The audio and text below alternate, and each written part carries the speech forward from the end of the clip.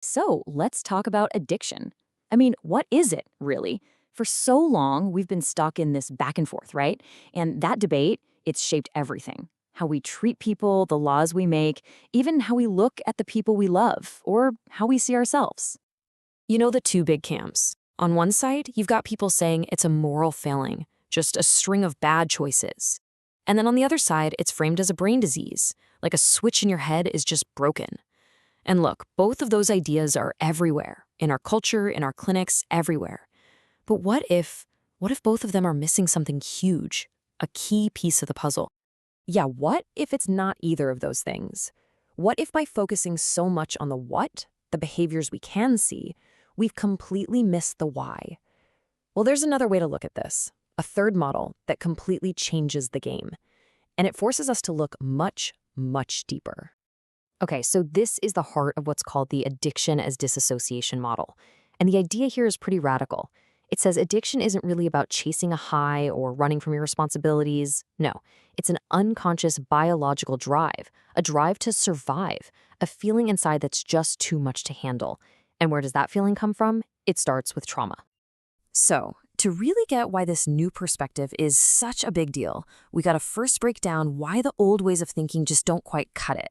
So let's dive into that first.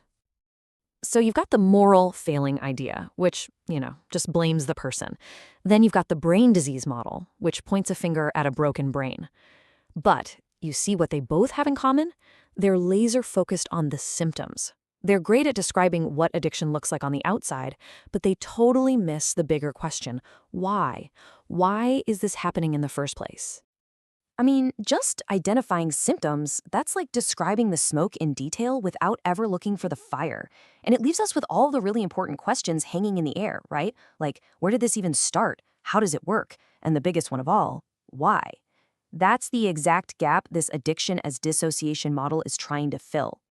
All right, so if the old models are leaving us with more questions than answers, where do we look? Well, this new model says that the fire, that root cause we've been searching for, is trauma. And this quote, this really gets to the heart of it all. It's not just saying, hey, trauma and addiction often show up together. No, it's saying one literally creates the conditions for the other. Trauma creates the need for some kind of survival response. And addiction, well, addiction becomes the brain's desperate attempt to provide one. Okay, now this is really interesting.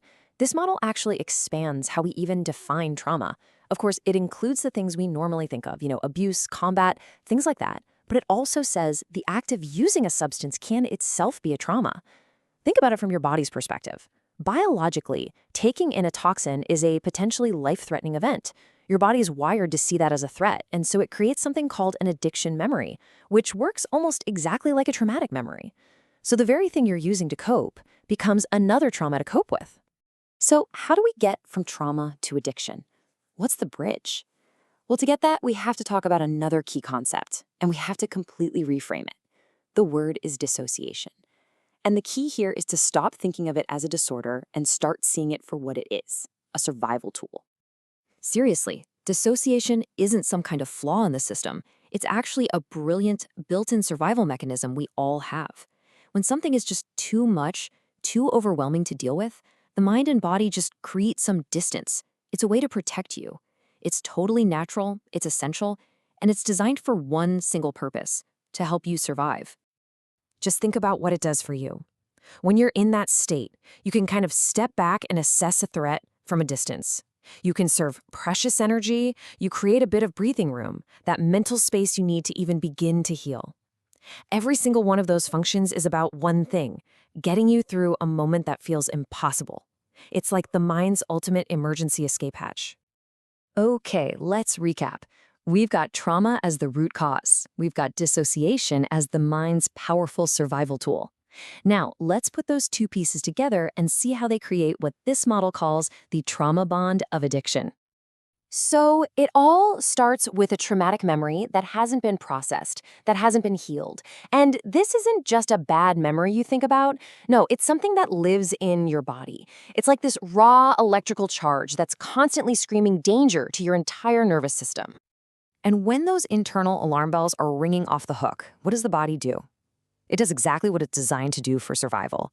It flips that switch into a dissociative state. And for a moment, you get relief, a temporary escape, a little bit of peace from that raging storm inside. And this is where the trap gets set. Your body's deep, unconscious survival brain. It's not thinking about tomorrow or next week. It doesn't care about consequences. It just logs one simple, powerful fact.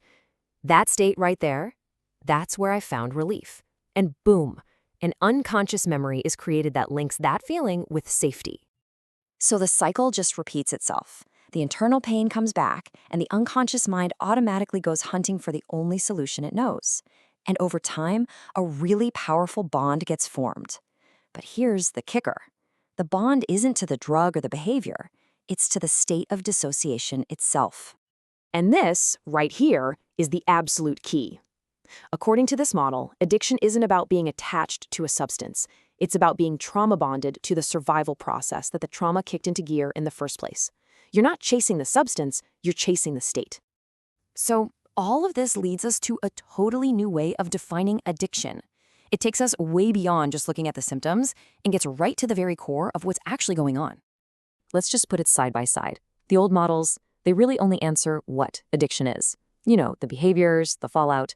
But this model, the addiction as dissociation model, it answers where it's happening, deep in the body's survival system. It tells us how it's happening, through this powerful bond to dissociation.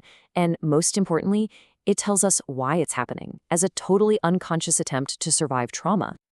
So what this really means is that the choice we talk about in addiction, it's not a rational, logical choice made by your conscious brain. It's an unconscious survival choice. It's being driven by the most primitive part of your brain that is just trying to keep you safe from what it sees as a threat. A lot of the time, the conscious mind is just a passenger. And when you reframe it like that, it leaves us with a huge and I think really important question. If addiction isn't a moral failing that needs punishment, and it's not just a brain disease that needs managing, but it's actually a brilliant, even if it is misguided, survival response, then how does that change everything? How does that change how we think about compassion, about treatment, and about what it truly means to heal?